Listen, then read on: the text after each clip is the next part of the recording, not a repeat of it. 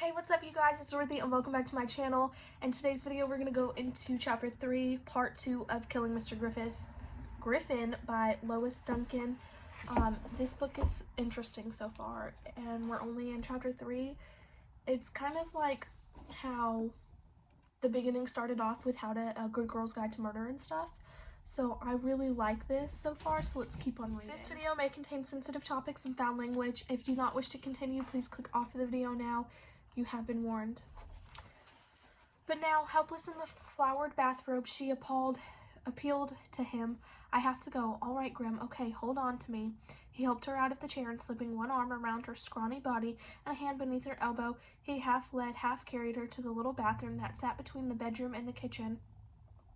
You okay now? All right, Davy. I'll tell you when I want to go back. You do that. His voice was sharp. He caught it and forced a gentler tone. You can tell me, Graham.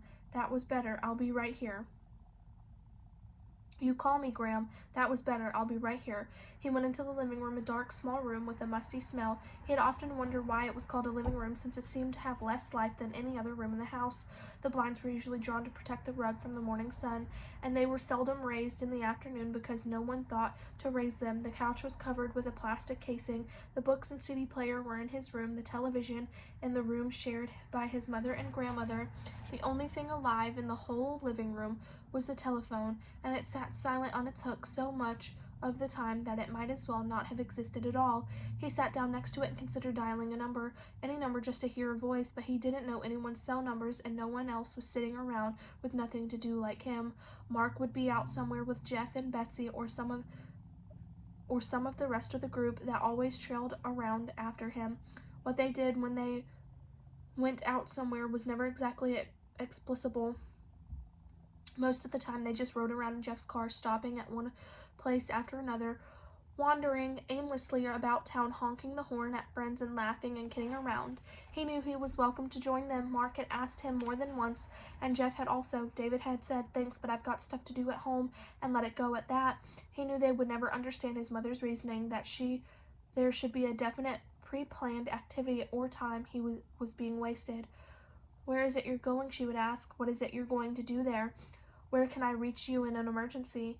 It wasn't that she forbade him to go places, it was just that by the time they finished hushing things over with, his enthusiasm had usually faded to the point where going was hardly worth the effort.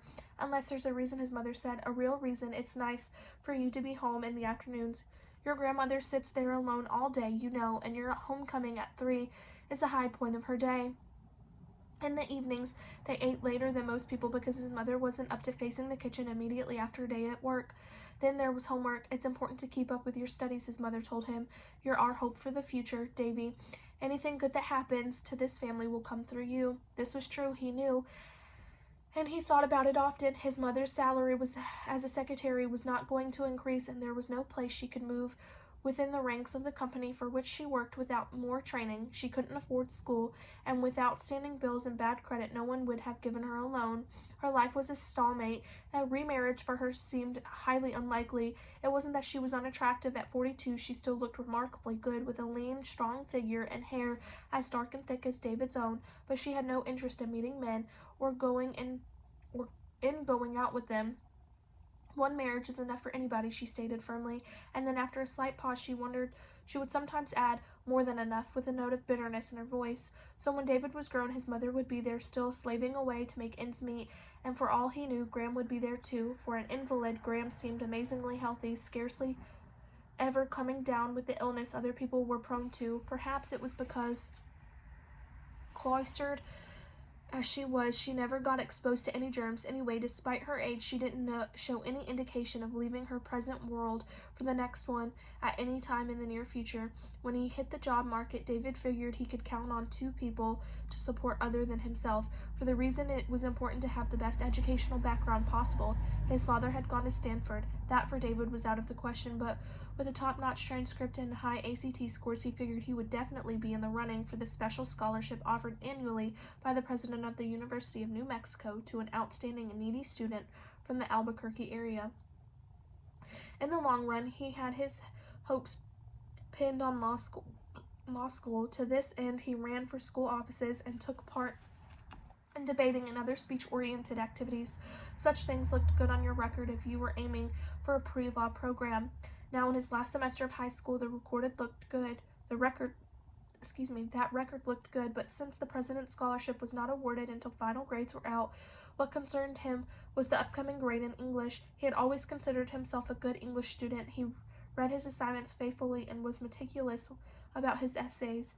Dolly, Luna's last year's teacher, formally she was Miss Luna, but the first day of class she had told them to call me Dolly, had given him A's all his papers followed by strings of exclamation marks. But the same sort of essay submitted in Mr. Griffin's class brought C's. Mechanics OK. Griffin had written on the top of the paper, "You have a grasp of grammar and punctuation, but the writing itself is shallow. There's nothing to it. Don't parrot back my lectures. Get under the surface. Tell me something about Hamlet I don't already know." "Something he doesn't know," David exclaimed in frustration when the paper was returned to him. "He's supposed to be an expert. I'm just a student. If there's stuff about Shakespeare he doesn't know, what's he doing teaching it?" And now today the blown-away papers added an F to his grade list, which very likely brought the average down to a D. He could have done that. He had done what he could about it, even skipping lunch in order to rewrite the paper, but true to his word, Griffin would not accept it. "I thought I made it clear, Mr. Ruggles," he said in his cool, crisp voice, "that I do not take late papers no matter what the excuse for them may be." So that whole hour's work had been for nothing and useless. He could ace the final, which seemed unlikely. He would probably find the D permanently situated on his transcript. "I can see why Mark did what he did last semester," he muttered angrily. "I might have been tempted to try the same thing myself if I thought it would do any good." A chime rang out. Startled, David reached for the telephone receiver, stopped, waited, then he realized it had been the doorbell. "Who on earth?" he thought, getting up and crossing the room. He opened the front door. "Oh, hey, I was just thinking about you." "You were, huh?" Mark's lean figure stood slouched in the doorway. "You got a girl in there or something? Why is it so dark?" "You know my mom," David said. "She doesn't want the rug to bleach out. You've got the gang with you? Jeff and Betsy are out in the front in Jeff's car. Want to go cruising? We've got an idea about something we want to talk over with you. I can't right now. I've got stuff I'm supposed to be doing here." David was acutely conscious of the old woman in the bathroom only a couple of yards away. Any moment now her voice might ring out asking to be taken back to her room. Mark knew more about his family life than anyone at school, but details like this were more than he needed to be subjected to. "I'll walk you out to the car with you," David said. "Can't you cue me in on the basics?" "It'll take more time than that," Mark said. "There's a lot to be worked out. What it boils down to is this: we're out to work over Griffin. Work him over, scare him shitless, get him crawling, teach him he can't pull that sort of stuff he pulled today." "How are you going to do it?" "We're going to kidnap him," Mark said. "We're going to make him think that we're going to kill him." "Oh, wow," David said, drawing in his breath. "That's heavy stuff, man. You could get into all kinds of trouble." "I don't think so. Not if he's blindfolded, not the way I'm working it out." Mark put a hand on his shoulder. "How about it, Dave? Do you want to be a part of it?" From the dark behind the cracked old voice called Davy. "Look," David said, "like I told you, I've got some stuff to do. Later after dinner I'm going to go to the library. I'll meet you then, say around 8, okay? At the Burger Shack?" "Not okay. I need to know now." Mark's hand remained warm on his shoulder. His voice dropped until it was almost a whisper, so intense that words came forth in short, painful jabs. "Dave, how can you stand it, living like this? How long has it been since you did something crazy just for the hell of it? How long has it been since you've done something wild just for fun? You're not really planning to hurt him. Hell no, just scare him. Shake him up some. Are you with us?" All of David's life rose up behind him in one great gray wave. "Count me in," he said. That is the end of chapter 3. I will see you guys in the next video. Bye.